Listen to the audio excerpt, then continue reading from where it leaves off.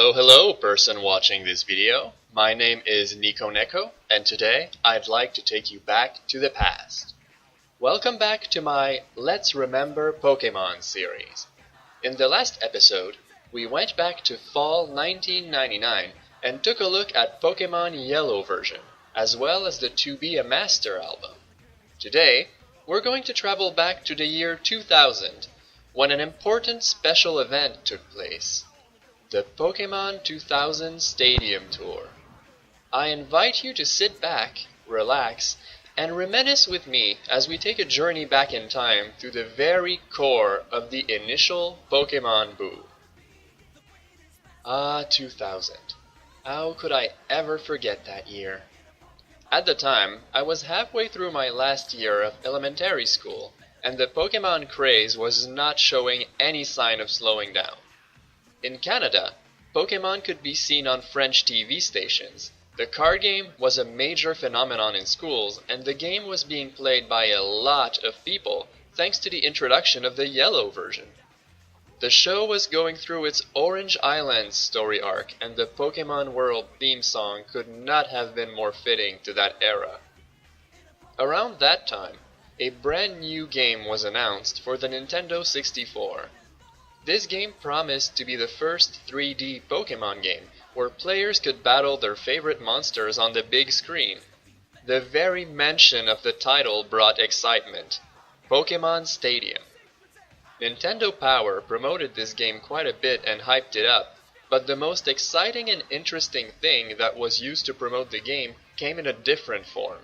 That year, Nintendo organized the Pokémon 2000 Stadium Tour. What was the Pokémon 2000 Stadium Tour, you ask? This tour was an event which took place all across North America. Nintendo would select certain malls all across the continent and hold a special event there at selected dates. The dates were announced ahead of time in newspapers and on television, as well as on the internet. By consulting this schedule, you could find out where the stadium tour was closest to you. By going to this event, you would get the chance to try out Pokémon Stadium directly. This was far from the only thing they would do, however. During these events, Nintendo held a Pokémon competition. Trainers were invited to form their ideal team and challenge the other participants, all on the big screen using Pokémon Stadium. The winner would move further into the tournament and get to challenge master trainers from Nintendo, winning badges along the way. The champion was rewarded with a trophy, as well as a Pokéball toy stuffed with a plushie of Mewtwo and candy. Nintendo would also give away Pokémon promotional merchandise during the event, mainly while participants were waiting in line. The main attraction to this event, however, was the limited Mew distribution. During the Pokémon Stadium Tour, players were given the chance to receive an official Mew for their save file of Pokémon Red, Blue, or Yellow versions. I still remember how I personally experienced this event. By that time, both my mother and I had finished our playthroughs in Pokémon Red and Blue. She had completed the Pokédex in both versions, and I was going through my first playthrough of Pokémon Yellow, which I had gotten for Christmas. Even though my mother never got into the Pokémon TV show, she was obsessed with the games and had 100% completed both the Red and Blue versions by herself. She would level up all of her Pokémon to level 100, telling me which ones she found were worth it in the end when she completed the task. Surprisingly, she was the one who heard about the Pokémon 2000 Stadium Tour first. I might have seen something about it in Nintendo Power, but I probably shook it off as something that would never happen in my province. You have to understand that, growing up in the province of Quebec in Canada, I was used to our little province being excluded from such events. My mother had seen an announcement in the newspaper saying that the event would take place in a mall in downtown Montreal. She had also found out about Mew and was so excited to get a 151st Pokémon to train. I was so surprised to be able to participate in the event. On a cloudy Saturday in February, We headed for Montreal with our 2 Game Boy consoles and all of our versions of Pokémon. My mother was as determined as me to receive Mew, if not more. In the car on my way to the event, I remember continuing my playthrough of Pokémon Yellow and beating Koga's gym, finally deciding to let my Charmander evolve into Charmeleon after beating the ninja gym leader. When we made it to the event, I was once again shocked to see the incredible amount of people waiting in line. The original Pokémon craze was definitely at its highest point, and this event was proof of it. The line to try out Pokémon Stadium was a bit shorter than the one to receive Mew, so I stepped into that one first. I remember getting the chance to plug in my Pokémon Yellow cartridge into the transfer pack and battle another participant 3-on-3. The only memory I have of this battle is being surprised to suddenly find my Pokémon being level 50 and my recently evolved Charmeleon being my main asset. Seeing my own Pokémon on the big screen on a Nintendo 64 was such a thrill, and I couldn't wait to organize events with my friends in this game. After trying out Pokémon Stadium, my mother and I got in line to receive Mew. While we were waiting, a Nintendo representative handed me out my promotional Pokémon piece of merchandise, an issue of the Viz release of the Electric Tale of Pikachu manga. I was so excited to receive something promotional. Not only that, but this was my first introduction to a brand new Pokémon story different from the TV show. In that issue, Ash and Brock met Sabrina in Lavender Town and had to deal with a deadly vengeful spirit, which took the form of a giant haunter. I remember loving the art style and being in awe at how beautiful girls looked in this manga style. Fun fact, on the back of this comic was a commercial for what eventually became my favorite anime of all time, Neon Genesis Evangelion.